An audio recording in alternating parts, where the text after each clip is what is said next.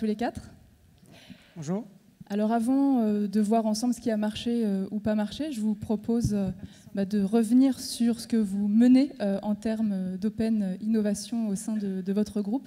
Peut-être Jacob Hartung pour RDF. Donc, je suis directeur des ateliers numériques de RDF, qui est une structure nouvellement créée pour accélérer et piloter l'innovation numérique au sein de RDF. Pour ceux qui ne le savent pas, RDF, c'est le distributeur d'électricité, c'est le last mile de l'électricité. On n'a évidemment pas commencé l'innovation et l'open innovation avec la création de cette structure. On le fait depuis un certain nombre d'années dans le cadre de relations avec des startups. On a un investissement dans un fonds qui s'appelle Electranova. On travaille beaucoup sur l'open innovation à travers les partenariats avec la R&D d'EDF. Mais on a commencé à accélérer ces derniers temps sur un certain nombre de sujets. Je vais mentionner quelques activités. Nous avons par exemple en ce moment un concours de start-up qui est lancé dans le cadre d'un des grands plans industriels de l'État sur les réseaux électriques intelligents, dans lequel, autour de 8 thèmes différents sur le technicien d'intervention de demain, sur les réseaux smart grid, sur l'évolution de l'utilisation du big data pour la maintenance prédictive, nous avons un concours d'innovation qui est une vraie démarche d'open innovation qui va se solder par des prix d'un côté, mais surtout par des projets d'expérimentation très concrètes au sein de RDF pour les gagnants. Et c'est un concours qui est aussi en région, c'est ça? C'est un concours qui est en région et c'est une des particularités aussi de RDF, c'est que nous sommes très implantés en région. Chacune de nos régions est engagée dans l'écosystème local avec les acteurs publics, avec les startups. Et donc chacune de ces régions, il y a 8 interrégions en France, chacun porte son thème et porte une partie de ce concours afin d'identifier les meilleurs projets, les meilleures startups et travailler avec eux. Est-ce que vous travaillez aussi sur tout ce qui est ouverture des données et des API? Absolument. On travaille d'un côté sur des projets open data. Nous avons commencé à mettre les premières données à disposition au mois d'avril. Et on va continuer dans les mois prochains avec un plan relativement ambitieux d'exposition de données. Et puis on travaille aussi un peu plus largement sur de l'exposition de données, pas pour donner un open data, mais pour faciliter la collaboration avec des startups. On en parlera sans doute tout à l'heure. Une des grandes difficultés qu'on rencontre régulièrement quand on veut travailler avec une startup, expérimenter une solution, c'est de l'intégrer dans notre environnement, avec notre système d'information, avec nos process. Et l'ouverture de données, l'ouverture par des plateformes d'API, c'est un moyen très important pour nous pour être capable d'expérimenter plus efficacement et plus simplement pour les startups, pour que nous on en bénéficie et surtout pour que ce soit plus facile pour les startups. Donc oui. Jérôme Toucheboeuf, l'Open Innovation à la Poste, un incubateur, mais pas que. Un incubateur, mais pas que. Effectivement, moi je suis directeur du laboratoire innovation au sein du groupe La Poste, qui regroupe différentes initiatives historiques et différentes initiatives plus récentes et nouvelles. L'une qui est un laboratoire d'innovation avec de la veille et des projets qui sont lancés au sein de ce qu'on appelle la direction de l'innovation et des e-services. Un incubateur avec effectivement Starting Post qui permet d'accompagner des startups, on en reparlera un peu plus tard. Et puis tout le projet data au sein du groupe qui a une vocation à la fois interne et externe. Interne puisque j'ai sous ma responsabilité le Chief Data Officer du groupe qu'on vient juste de recruter et qui a pour vocation justement de coordonner l'ensemble de ces problématiques data. Et au sein du groupe La Poste, on peut facilement imaginer la diversité des différentes données qu'on peut avoir. Et en externe, en open data, bien évidemment, le sujet de la base adresse, donc, qui n'est bien évidemment pas nominative, mais qui est géolocalisée, et qui est en open data depuis maintenant un mois et qui a été signé et inauguré par le président Philippe Val avec l'État. On m'a glissé dans l'oreillette que vous travaillez aussi sur un programme sur les objets connectés. Alors, un des derniers programmes, effectivement, plus récemment, qu'on est en train de lancer, qu'on a lancé au CES, puisqu'on était présent au CES de Las Vegas en janvier dernier, où on a lancé notre plateforme, le hub numérique pour les objets connectés. Et donc, on continue à développer notre démarche sur ce qui est tout ce qui est French IoT, et donc tous les objets connectés et l'ensemble de ce que ça va transformer. On en reparlera, je pense, un peu plus tard. Frédéric Paquin, chez Capgemini, vous êtes plutôt un intermédiaire, un agitateur? Oui, peut-être. En tout cas, Capgemini, société de conseil et d'intégration en technologie, donc la technologie au cœur de nos métiers et au cœur en fait, des attentes de nos clients. Pour nous, l'innovation, c'est quelque chose qui a deux faces. Il y a une face qui est l'innovation qu'on doit apporter à nos clients, parce que c'est notre métier. Et il y a aussi notre propre innovation en interne et comment est-ce qu'on crée notre écosystème au sein de Capgemini, qui est quand même une entreprise internationale de taille assez importante et qui a beaucoup de partenaires, qu'ils soient des startups, que ce soit des entreprises plus matures ou que ce soit, j'allais dire, des gens qui ont des idées de business et qui veulent les développer, qui ont besoin d'un partenaire technologique pour porter leurs idées et porter leurs innovations. Vous avez mis au point un laboratoire d'innovation, Ouais. de réflexion, de prototypage. Tout à fait. On s'est doté depuis 2 ans en fait, d'un outil qui est vraiment dédié à l'innovation au sein du groupe et qui fonctionne en réseau. On a 6 laboratoires en France, dont un à Nantes. Et on en a à peu près une trentaine dans l'ensemble du globe. Donc ces laboratoires sont spécialisés autour d'innovations qui sont liées à un secteur. Par exemple, c'est tout ce qui est mobilité open source à Nantes, c'est plutôt tout ce qui est IoT, Big Data à Paris. On est plutôt sur du retail et de la gestion de channel à Lille. D'accord ? Et leur objectif, en fait, c'est très rapidement de prototyper des idées. Idées qui viennent soit en interne du groupe, soit qui viennent de réflexion avec nos clients. Patrice Slipowski pour Orange. Bonjour. Je pense qu'on fait à peu près tout ce qui peut se faire en matière d'open innovation. Donc des API, c'est même notre 2e programme d'API. On en a fait un premier, on en reparlera peut-être il y a 9 ans, et on en a fait un 2e là qui fonctionne nettement mieux. Une plateforme sur l'IoT qui s'appelle DataVenu, qu'on a ouvert l'année dernière, sous la forme d'API et qui est là véritablement aux côtés des entreprises qui ont soit des objets, soit des gisements big data, des startups qui peuvent se concentrer sur leurs objets, sur le hardware, plutôt que aussi sur les aspects plateforme. Et puis aussi une manière d'agréger l'ensemble de la vision sur les objets connectés pour le grand public, parce qu'on a un énorme problème de fragmentation. Beaucoup de choses avec les startups. On dit toujours qu'on aime les startups, et au-delà des déclarations d'amour, on a quelques preuves d'amour. Et ces preuves d'amour, c'est entre autres tout le travail qu'on va faire sur l'accélération au travers du programme Orange Fab. Donc Orange Fab, c'est un programme dans 8 pays maintenant, des endroits où on est opérateur, des endroits où on ne l'est pas. Ça a commencé à San Francisco avec les équipes d'Orange Silicon Valley. Ça s'est même transformé dans quelque chose qui s'appelle Fab Force, qui est encore plus ouvert aujourd'hui. C'est-à-dire qu'on partage le programme d'anticipation avec un certain nombre d'autres marques, d'autres partenaires, qui sont des boîtes américaines ou des groupes français. Le levier avec les startups, le levier d'open innovation, il est aussi bien évidemment lié à la distribution de leurs produits, au fait d'aller travailler ensemble, d'aller leur mettre à disposition un certain nombre d'outils, de distribuer leurs produits, de les mentorer. On fait beaucoup de choses comme ça. Et puis on a tout un volet qui est tourné vers le client, vers l'utilisateur. Et je citerai là-dessus, par exemple, ce qu'on fait chez Laborange. Laborange, c'est une communauté de 40 000 clients. Par laquelle on va non seulement avoir des points de contact permanents avec des clients qui sont bien plus motivés que n'importe quel innovateur et qui vont souhaiter avant l'heure tester des nouveaux produits, nous donner leur avis, et aussi participer par exemple à des ateliers de co-création, à tout ce qui va permettre d'innover autrement. On a l'impression qu'on est rentré dans une 2e phase de l'innovation ouverte, qu'il y a eu au début un petit peu grands groupes et start-up qui se reniflaient, beaucoup de veille, et que là, tout ce que vous présentez, on est passé dans une phase plus opérationnelle. Ça correspond à quel niveau de maturité pour les grands groupes ? Patrice, vous avez le micro déjà. Je reprends la main. Ça correspond aussi à une 2e phase dans le digital et dans le social. Donc au même titre que on voit bien que la toute première phase, c'était une phase de présence sur les réseaux sociaux, sur le web. On est quand même rentré dans quelque chose où tout un ensemble de groupes, et en particulier avec l'effet massif qui va être celui de l'Internet des objets et du Big Data, sont en train de réinventer leur métier. Et ben de la même manière, au-delà du fait de dire dans les soirées mondaines, ah bah tiens, je connais une start-up, on est passé dans quelque chose où il faut chacun trouver sa place et sa manière de s'apporter de la valeur. Donc on est passé dans autre chose qui va beaucoup plus loin que de la fréquentation en surface. On est au-delà du date, on est dans du quotidien.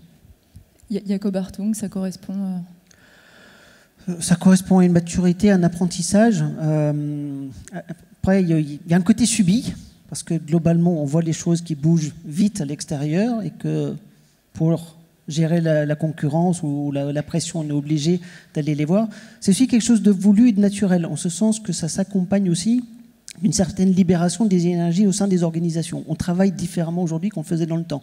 On laisse plus d'autonomie, plus d'initiative aux équipes qui sont sur le terrain. Et les équipes sur le terrain regardent aussi naturellement à l'extérieur.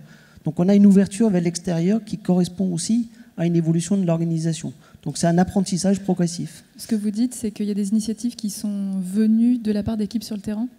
Une grosse partie de notre innovation aujourd'hui, ce qu'on fait, vient des équipes sur le terrain. Parce que ce qui est logique, la réalité de l'innovation, c'est sur le terrain. C'est pas en chambre.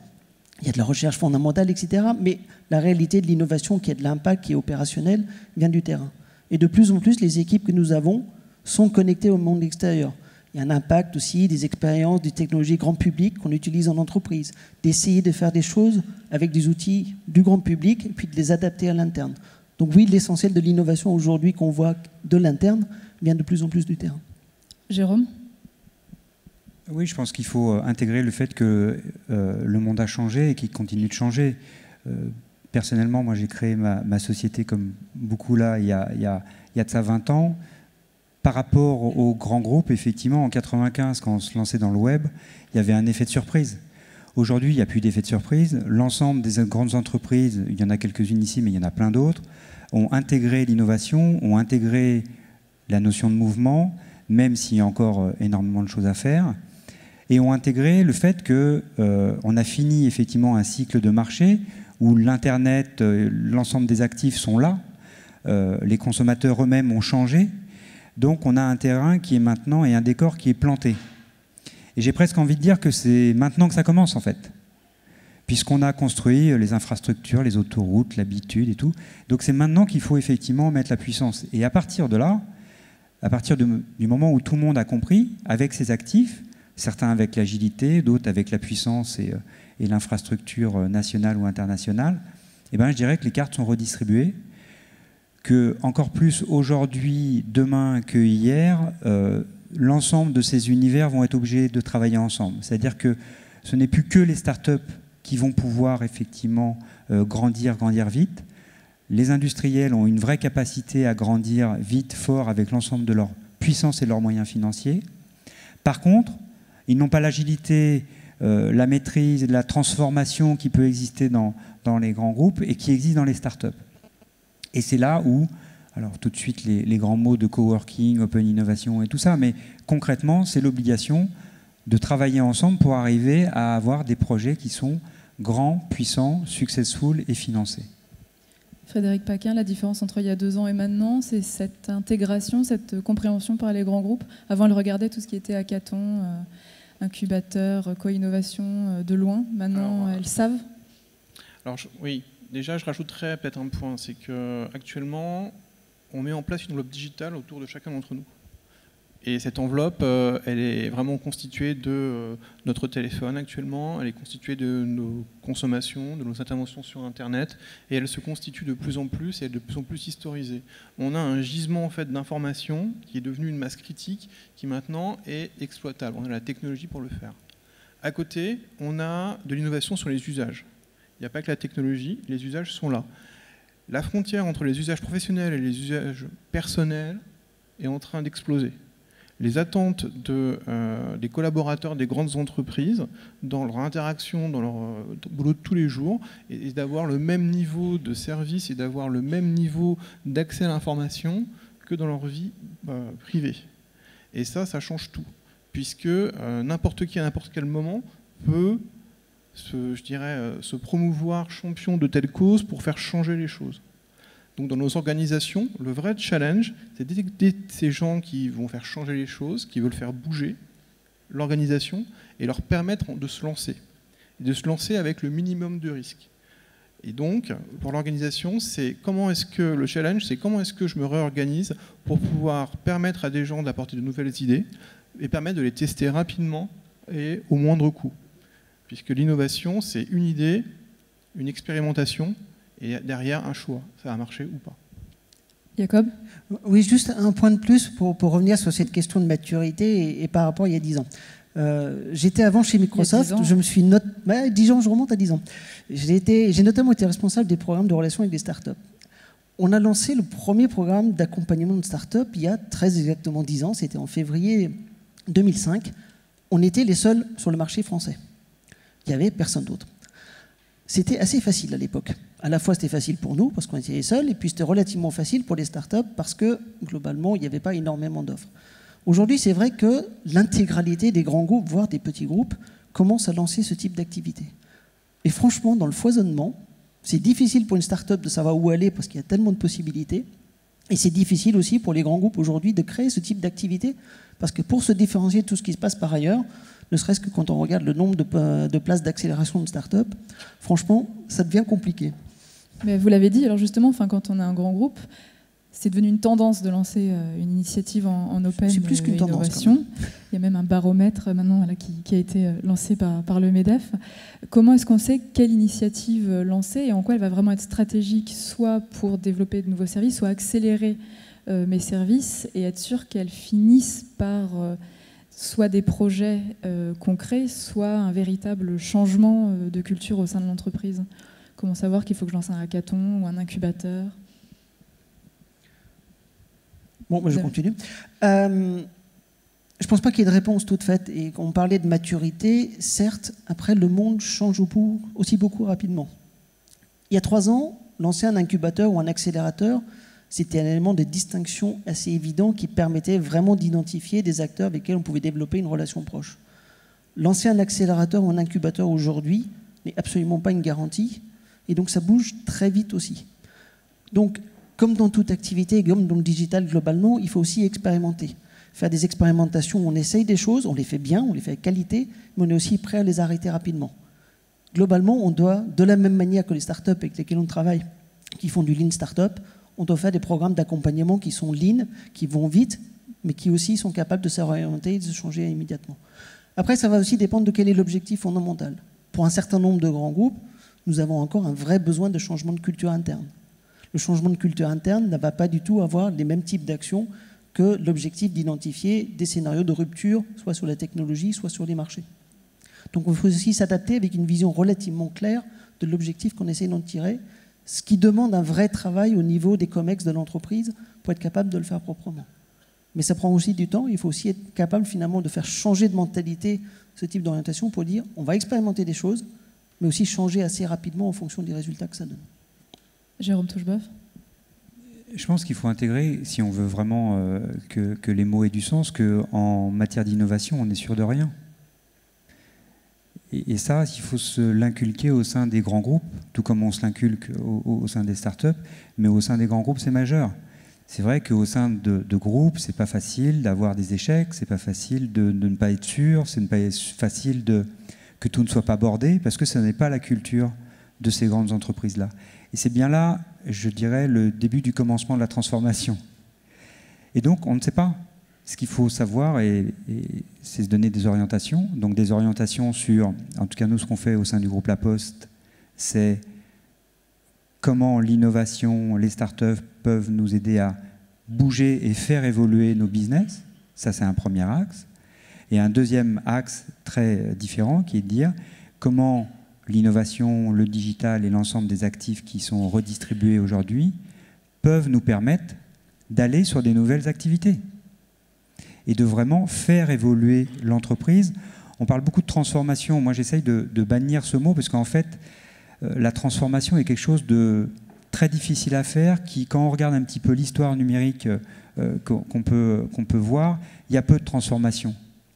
Il y a des nouvelles initiatives, il y a des mutations, il y a des nouveaux business, mais une entreprise, quand elle est comme elle est, vous pouvez la faire évoluer.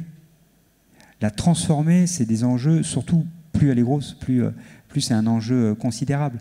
Par contre, dire qu'on la fait évoluer et qu'en parallèle, on sait planter une graine, faire de l'innovation avec des startups et qu'on sait lancer des nouveaux business, ça, c'est quelque chose qui est tout à fait possible. Cette évolution en parallèle, est-ce elle commence tout du moins à être bien comprise en interne, Patrice Slupowski? Je pense qu'on est dans une deuxième vague, donc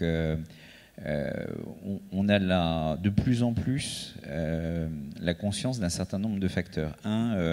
On arrête de penser uniquement avec son cerveau gauche. Et donc, le cerveau gauche, c'est celui qui nous amène à analyser le reste du monde avec les mêmes équations que celles avec lesquelles on fait avancer un grand groupe d'année en année en donnant des éléments à ses actionnaires au marché et tout. Tout ça, c'est en train de changer. Il y a des choses qu'on commence à faire dans les grands groupes parce qu'on le sent ou qu'on ne le sent pas. C'est un élément culturel assez fort, mais si vous interrogez la plupart des gens qui ont décidé de valider un projet de hackathon, de Fab Lab ou de je ne sais quoi, ils ne l'ont pas fait parce qu'ils avaient mis en équation le ROI de cette action. Le deuxième élément, c'est que dans tous les partenariats, que ce soit du business, que ce soit des relations de couple, enfin tout ce qui est là pour durer, le premier élément, c'est de s'écouter mutuellement, de se comprendre et d'avoir bien identifié ce que l'autre va attendre. Et donc je pense que de plus en plus avec les startups, on a maintenant identifié qu'une startup c'est différent, ça n'attend pas la même chose et ça a un fonctionnement et une écologie, une fragilité, une stabilité, un rythme de progression qui sont différents. Et donc il faut en tenir compte à tout instant. Et d'avoir compris ça, ça change la relation. Pour raconter un tout petit peu ma vie, moi j'ai monté une start-up il y a 15 ans, j'ai revendu un grand groupe français. La seule idée des grands groupes français qui rachetaient des boîtes il y a quelques années, c'était de les fusionner le plus tôt possible, le plus vite possible. Et c'était une erreur absolue, dont on se rendait compte qu'une fois qu'elle avait produit ses effets négatifs. Aujourd'hui, les groupes ne le font plus. Ils ont compris qu'il faut donner des moyens à une boîte qu'on rachète ou dans laquelle on a investi, et qu'il ne faut pas, coûte que coûte, essayer de la fusionner. Et donc c'est pareil aujourd'hui, on voit de plus en plus qu'au-delà des programmes d'accélération par exemple qu'on a, le fait d'avoir réussi concrètement à driver du business, à intégrer la start-up ou la boîte avec laquelle on travaille dans la roadmap du grand groupe n'est pas une fin en soi. Le simple fait de s'apporter un certain nombre de choses mutuellement et d'avoir bien compris comment on peut fonctionner ensemble, sans que ça ait forcément été traduit par un gros contrat ou ce genre de choses, ça apporte aux deux partenaires, ça fait changer la culture dans le grand groupe, ça apporte des éléments très tangibles par le mentoring sur des choses que la start-up a peut-être pas dans ses murs, sur du design, sur du marketing produit, sur de la distribution, sur des choses très concrètes. Et donc c'est bénéfique dans les deux cas. Et je peux vous dire que la totalité des gens chez nous qui ont l'occasion de bosser au quotidien avec des startups ne travaillent pas de la même manière derrière. Ils changent leur perception, ils raisonnent avec une échelle de temps qui est différente. Ils ont une perception très très pragmatique de la réalité. Patrice soulevait un très bon point sur la maturité, et notamment des grandes entreprises françaises.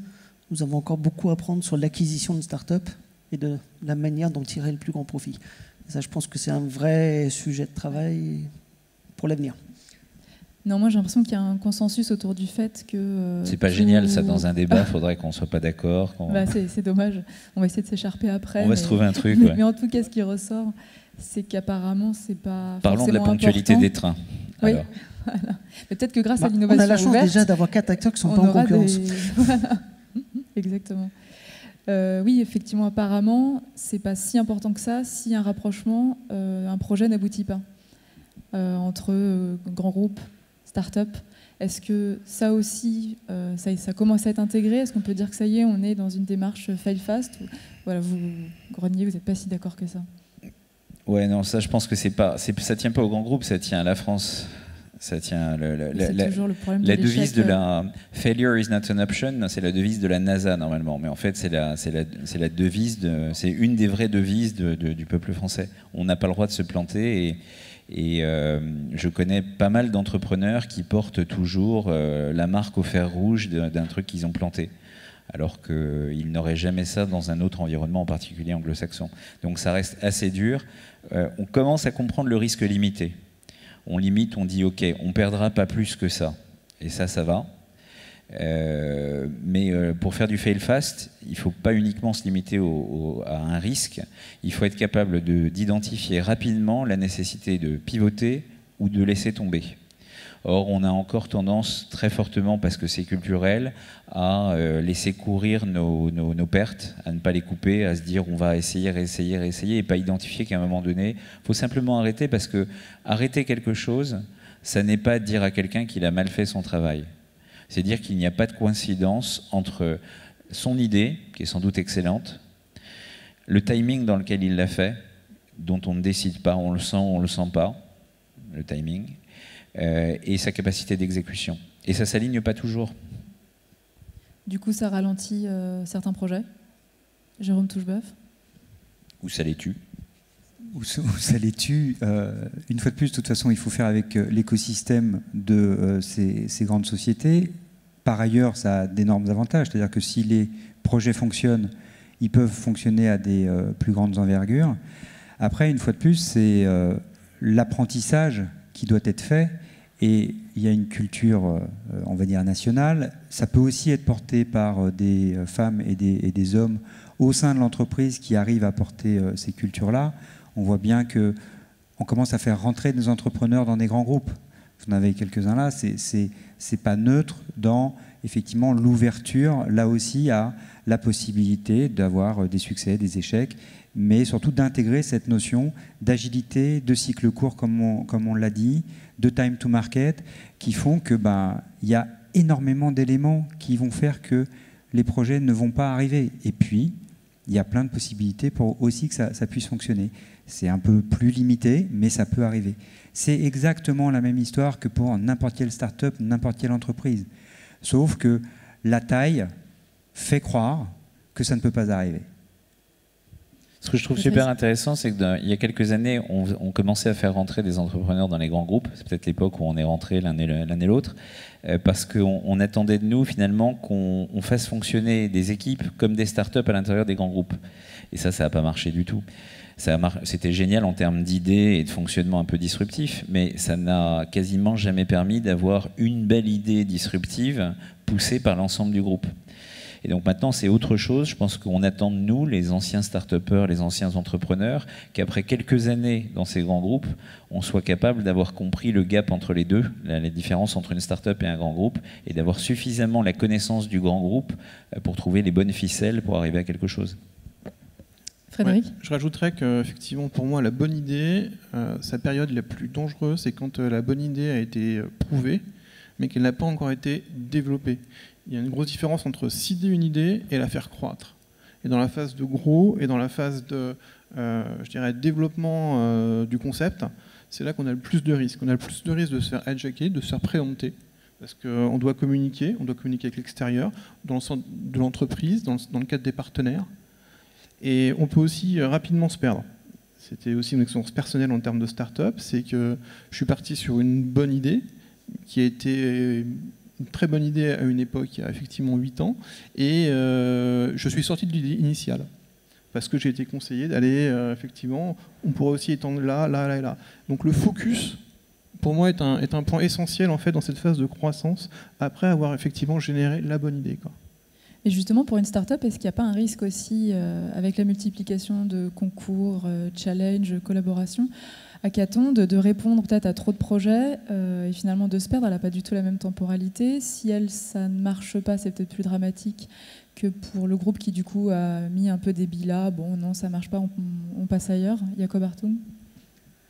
Je ne sais pas quoi répondre d'autre. Oui, c'est dangereux.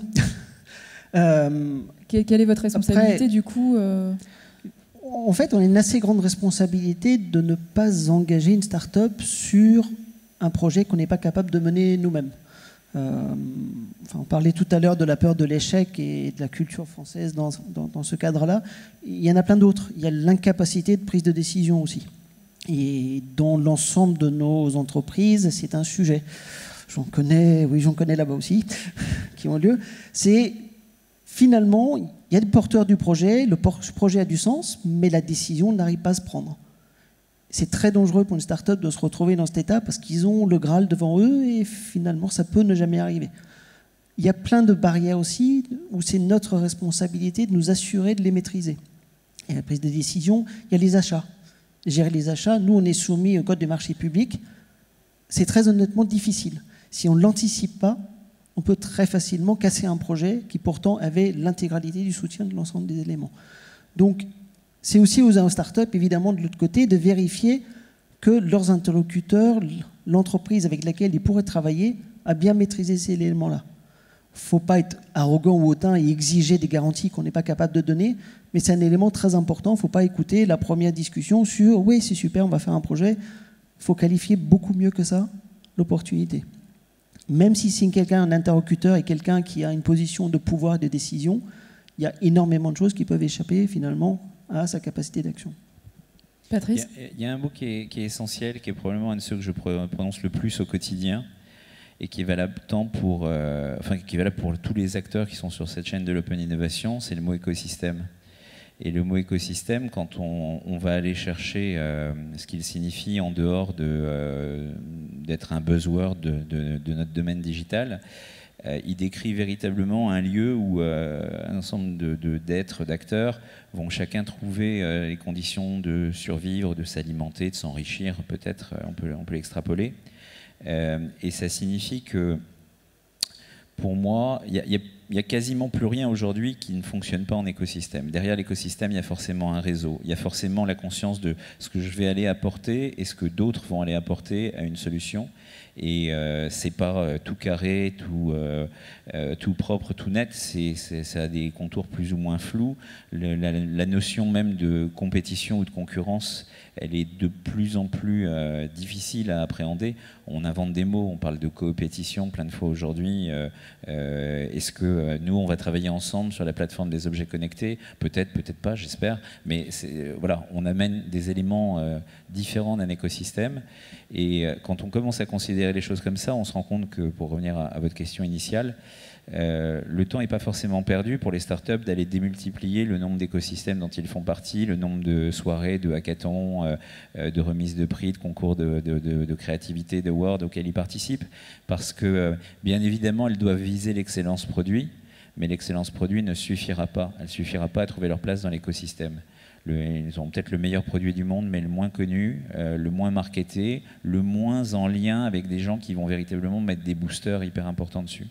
Donc raisonner un écosystème, ça veut dire penser qu'on ne fait pas du business en 2015 comme on le faisait en 1955. Il y a un réseau qui n'est pas juste les gens dont j'ai le numéro de téléphone ou que je rencontre une fois par an quand la chambre d'industrie fait un événement. C'est vraiment de l'écosystème permanent.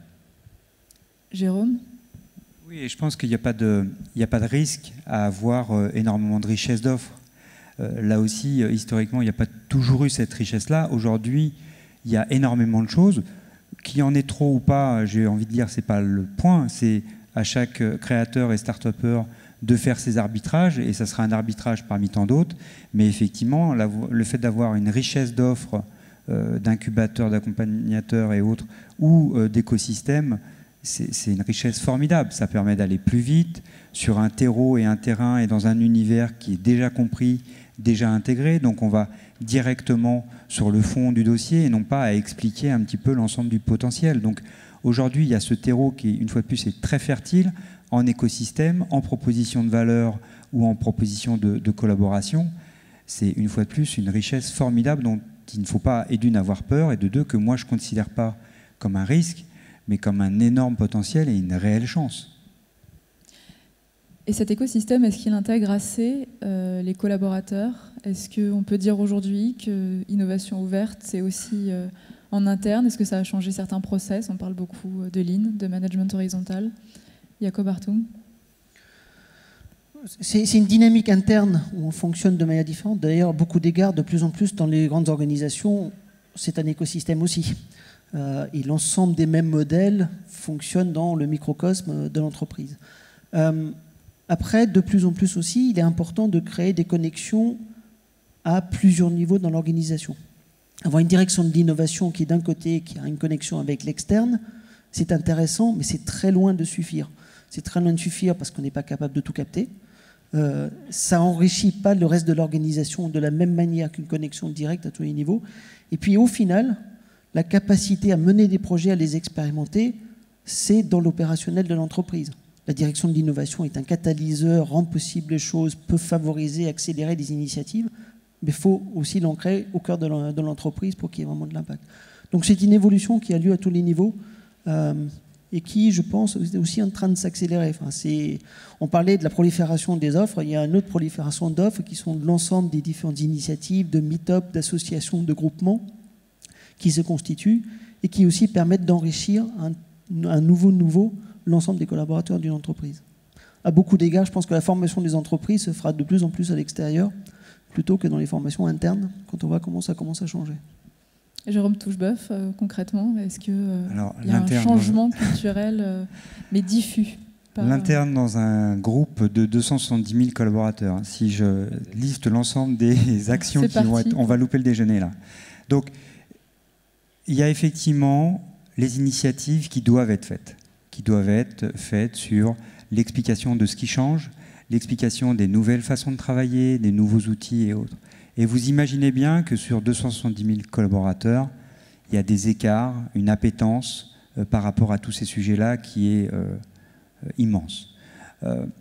Donc il y a une nécessité certes de faire une première étape de pédagogie, d'exemple, d'instauration de réseaux systèmes, de réseaux sociaux d'entreprise, enfin toutes ces choses-là qu'il faut faire. De mon point de vue, il ne faut pas qu'on théorise l'innovation et le changement. L'innovation, si on ne veut pas que les gens en aient peur en interne, il faut qu'ils le fassent, il faut qu'ils le vivent, il faut qu'ils travaillent avec. Et c'est pour ça qu'au sein du groupe La Poste, Philippe Val a lancé un projet, 20 projets pour 2020, qui sont des projets lancés par les collaborateurs d'innovation, qui ont pour vocation, in fine, de créer des entreprises, comme dit Philippe Val, de donner les clés du camion et de lancer des vrais business. Aujourd'hui, n'importe quel collaborateur, n'importe quel être humain en France, quand il va lancer une nouvelle entreprise, il va le faire forcément de façon différente, innovante. J'ai envie de dire de façon normale par rapport aux années 2015-2020 qu'on va connaître, certes de façon innovante par rapport à l'entreprise dans laquelle il est. Et je pense qu'au-delà du fait qu'il faut expliquer, former, donner les outils de base, après l'enjeu c'est le faire. Et le faire, c'est le faire par l'exemple, apprendre, se planter comme on a pu le dire. Il y a eu 100 projets qui ont été présentés, 15 qui ont été retenus. Est-ce que ça deviendra in fine 15 réels nouveaux business? On verra, mais je dirais que c'est un petit échantillon, bien évidemment, au sein du groupe, mais ça a été la première édition et la deuxième édition a lieu en ce moment. C'est un petit échantillon qui vit l'innovation, qui l'utilise, qui la transforme et qui peut en parler dans ses réseaux sociaux d'entreprise ou dans ses écosystèmes d'entreprise à leurs collègues, etc., etc. Et donc là, on est vraiment dans le faire et non pas dans uniquement les slides ou la théorisation de ce que c'est qu'aujourd'hui l'innovation. On va aussi vers une entreprise beaucoup plus éclatée. Ça aussi, ça demande un gros shift culturel de la part du top management. Frédéric Paquin. Oui, tout à fait. Moi, par rapport à ce que j'ai pu entendre à l'instant, l'approche Capgemini est beaucoup plus décentralisée. C'est-à-dire qu'on n'a pas, ou assez peu en fait, de grandes directions et de choses qui nous viennent par le haut. On laisse beaucoup plus dans ce groupe en fait, l'initiative aux managers locaux. Et très très rapidement, vu qu'on travaille essentiellement pour 90% en fait, de nos collaborateurs sur des projets en mode projet qui ont un début et une fin, on s'inscrit assez facilement en fait, dans un style d'innovation, dans un style de lean startup.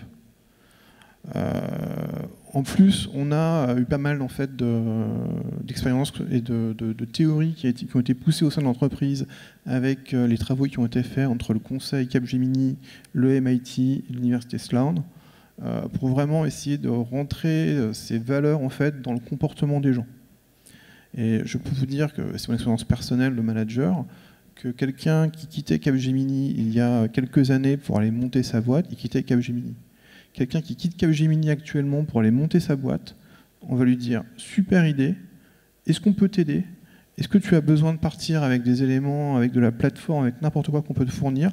Et surtout, si par hasard ça ne marche pas, reviens nous voir. Et si tu as un doute au milieu du chemin, reviens nous voir. La porte reste ouverte. » Et on a comme ça des gens qui ont fait des essais sur les 3-4 dernières années, qui ont réussi, d'autres moins, qui sont revenus ou pas, mais qu'en tout cas, on a continué à suivre et à accompagner. Et ça, je pense que c'est un élément très très important dans la relation entre le management et les collaborateurs. Patrice Lupowski, est-ce que ça c'est quelque chose aussi qui est, on va dire, bien compris de la part des collaborateurs? Oui, chez Orange, ça s'appelle l'essaimage en fait, et ça existe depuis un petit moment.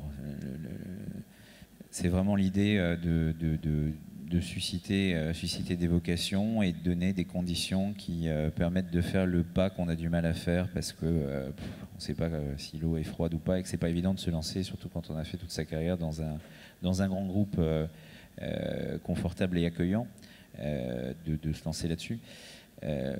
L'autre élément, c'est qu'on est allé, presque je disais tout à l'heure, après avoir essayé d'imiter maladroitement les startups, on est allé chercher un certain nombre d'inspirations méthodologiques. Et donc on a emprunté des choses comme le concept de One Roof, de mettre les différents métiers sous un seul toit. Alors c'est une orientation projet forte, mais c'est tout le monde ensemble, quitte à ce qu'on les relie avec des solutions de téléprésence comme Ubi, robotisées, qui permettent d'avoir vraiment de la souplesse. On raisonne pas mal, on raisonnait bêta sur certains produits, mais maintenant on raisonne vraiment minimum viable product sur tout un ensemble de sujets. Alors pas sur les sujets les plus critiques, mais je pense qu'on a tendance, même pour des projets qui sont vastes et complexes aujourd'hui, je dirais que la moitié de nos sujets d'innovation les plus ambitieux sont gérés en One Roof, avec du développement agile, avec tout l'esprit de ce qu'on peut aller chercher dans une start-up pour faire avancer ces sujets. Et ça a pris et bien pris, à tel point que tous ceux qui font l'expérience aujourd'hui d'un projet en One Roof n'ont plus envie de travailler autrement derrière. Donc ça suppose de repenser complètement le management. Moi je dis souvent à mon équipe d'arrêter, parce qu'ils peuvent avoir le réflexe de dire on va te mettre en copie, on va te mettre dans la boucle, on va te... je dis non, moi j'ai juste besoin d'aider sur mon domaine de compétences. Et j'ai besoin de surtout pas vous gêner par un niveau hiérarchique. Et quand on se met à tous travailler en One Roof, au bout d'un moment, peu importe qui est le manager de qui, ça n'a plus aucune importance. L'importance, c'est qu'on a des objectifs communs, des objectifs partagés, et qu'on veut faire avancer un sujet d'innovation. Et ça fonctionne très bien, vraiment très bien. Mais est-ce que ça risque pas de rester cantonné à certains métiers qui en sont conscients ou formés ? Et on est encore loin quand même du... Oui, mais on est en train de parler d'innovation, et l'innovation dans un groupe comme Orange, c'est 5000 personnes, 5000 collaborateurs sur les 161 000. Mais c'est déjà beaucoup, c'est déjà toute la chaîne de l'innovation, et puis tous ceux qui vont être liés à ça vont pouvoir fonctionner comme ça. C'est déjà 800 millions d'euros de budget, donc c'est quelque chose... On parle de quelque chose de très cohérent et de très massif. Et il y a véritablement une logique d'évolution forte. Je ne parle pas de transformation, hein, moi non plus, mais d'évolution forte et qui tient compte du monde qui nous entoure. Jacob Hartung, chez ERDF. C'est une évolution qui est importante. On apprend aussi à travailler différemment. Enfin, si je vois dans mon domaine, notre industrie, le grand changement qu'on a aujourd'hui dans le numérique, c'est les smart grids, les réseaux électriques intelligents, avec d'un côté le déploiement de compteurs intelligents et puis l'intelligence de plus en plus grande dans le réseau. On aurait pu faire un grand plan industriel sur une trentaine d'années. On a plutôt essayé de faire des expérimentations. On a une vingtaine de démonstrateurs en France dans lesquels on travaille avec une collectivité, avec d'autres industriels, avec des startups, pour monter des scénarios complets et dans lesquels on fait aussi intervenir une grande partie des différentes équipes. On ne fait pas une approche qui est purement nationale dans une direction, on le fait avec des équipes locales et opérationnelles pour les embarquer aussi. Donc c'est aussi ce type d'apprentissage où on travaille sur des projets différents, avec des modes de travail différents. On commence à expérimenter des structures multidisciplinaires, One Roof et autres. Bon, je trouvais que c'est peut-être un peu plus lent. L'autre interrogation que j'ai, c'est quand je nous entends parler, on fait beaucoup de choses, je pense qu'on progresse énormément. Je ne suis pas certain que la perception et le vécu externe des startups qui essayent de travailler avec nous soit encore tout à fait aussi joli qu'on est.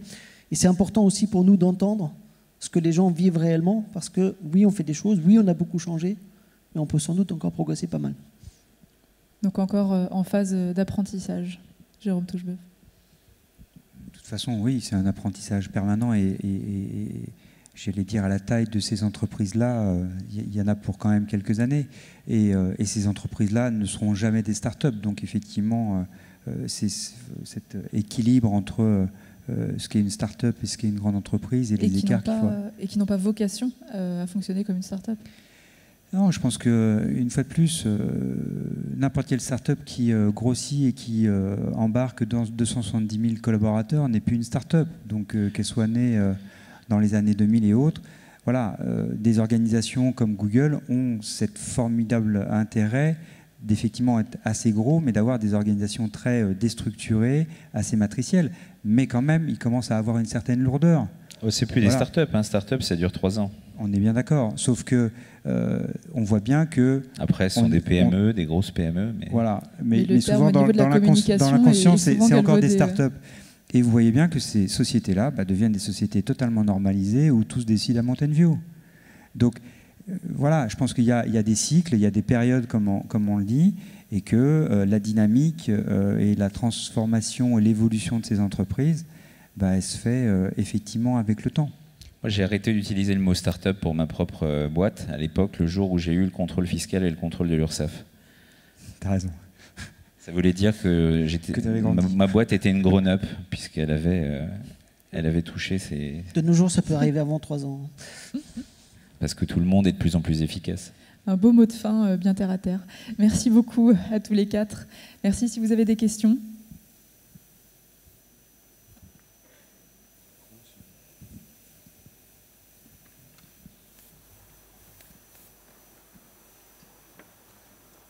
Eh bien non. Ah si, il faut au deuxième rang. Les 3 erreurs à ne pas commettre quand on travaille avec une start-up. Leur promettre qu'on va être super rapide pour éditer un bon de commande, et, alors qu'on ne sait pas encore ce sur quoi on va travailler. Ça fait une. 2, considérer qu'ils sont comme nous et qu'ils vont devoir multiplier les points de contact. Souvent, les startups américaines, quand elles me disent « mais qui il faut rencontrer chez vous pour accélérer ?» Je leur dis « mais plus vous allez rencontrer de monde, plus vous allez perdre de temps, parce qu'au bout d'un moment, on a plus d'exec VP que vous avez d'employés. » Et pour en prendre une troisième, ça serait ne pas essayer de leur apporter quelque chose de très concret, très tangible. Mais c'est vraiment pour en prendre 3, parce qu'on pourra en trouver 10. Oui, juste pour en ajouter une, ne pas essayer de faire adapter trop lourdement la solution de la start-up à notre besoin spécifique. On cherche souvent à transformer des start-up de solutions en sociétés de services, et c'est une très mauvaise idée. Une autre question ? Oui, allez-y. Non ? Mais si. Bon, l'idée pour la start-up du jour, donc, c'est si vous trouvez un truc qui permette de réparer les caténaires de la SNCF rapidement. Je prends. Voilà. Qu'est-ce qu'il y a d'autre? Si, un système qui permette de gérer la crise quand justement il y a cette rupture de caténaire et qu'il faut... Ah, ça, on a trouvé, je crois. Il faut imaginer... On est tous là. Vous, ça marche. Vous pouvez déposer, on est tous là et grâce à vous. Merci. Grâce à Adrien et l'équipe du Web Today. Merci beaucoup à tous les 4. Jacob Hartung, Jérôme Toucheboeuf, Frédéric Paquin et Patrice Lupowski. Adrien. Merci. Merci beaucoup, messieurs.